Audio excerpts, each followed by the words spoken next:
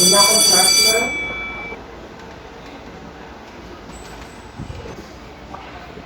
Ano yan? Membership.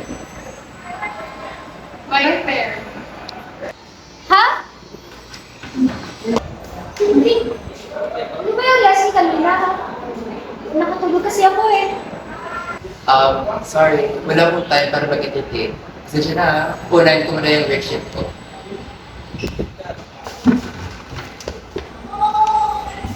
Sa isang sulat mo ay nabinag ako para maniwala. Oh, ako yung nauna. Ako na ka nga. Pero ako pa rin yung pipili. Okay, fine. Oh, ito, Ida. Bibigyan ko sa iyo yung worksheet ko to. Nandito yung mga latest lessons natin. Alright? Salamat. Sure.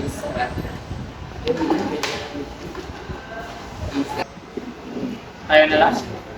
Ha? Sabay pair. Sige, sige. Punta kaya tayo live para makapag-focus.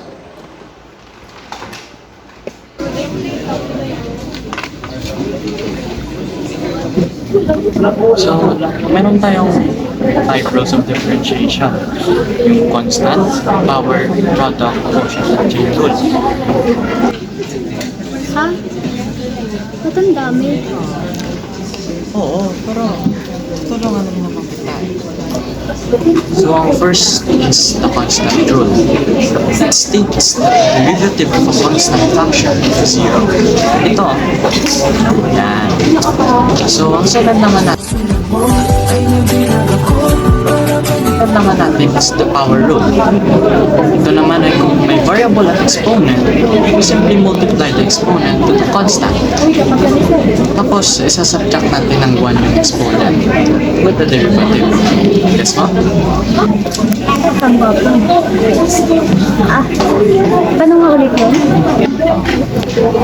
Ang ikatatlo naman ay ang product rule. Inside the expression, we have two terms which we label the first term as f and the second term as g. Ilalagay natin ang term f multiplied by the derived g term. Then we put the plus sign. Next, we put the g term multiplied to the derived f term. We call this derived term as prime. Okay, that's good. So, dali na, mag-share muna ako.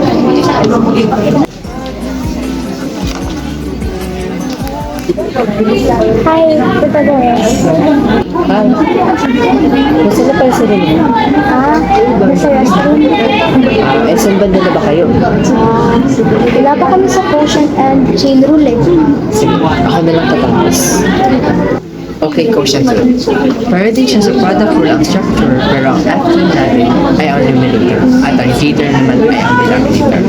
We multiply the f-term to the prime g-term, pero ang ilalagay natin ay minus sign imbes na plus.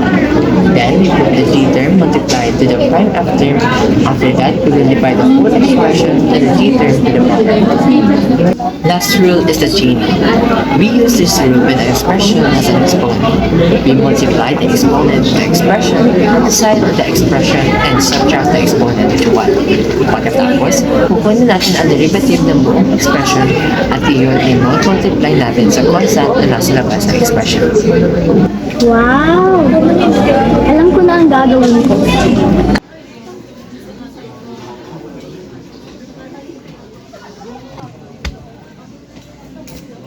Umalis lang ako ng saglit.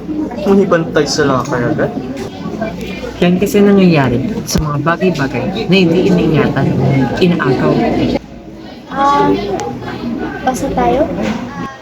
Thank you pala sa inyong dalawa. Wala yun. Paano ba yan? Para ako yung pipili ko na.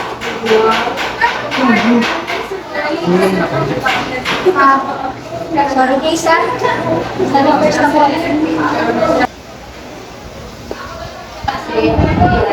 What if? Kaya nilang dalawa. Sa isang sulat mo ay nabinag ako para maniwala ang ganito. Sa isang sulat mo, nabinag